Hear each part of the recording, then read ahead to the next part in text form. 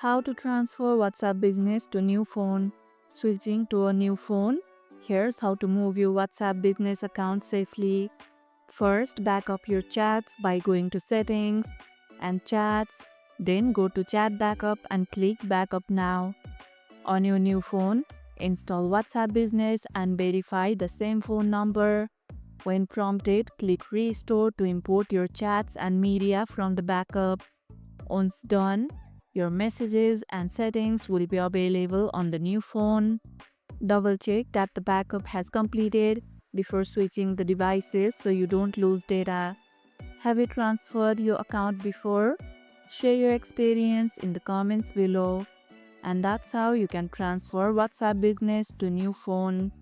And if this video helped, hit the like button, share it, subscribe and leave a comment.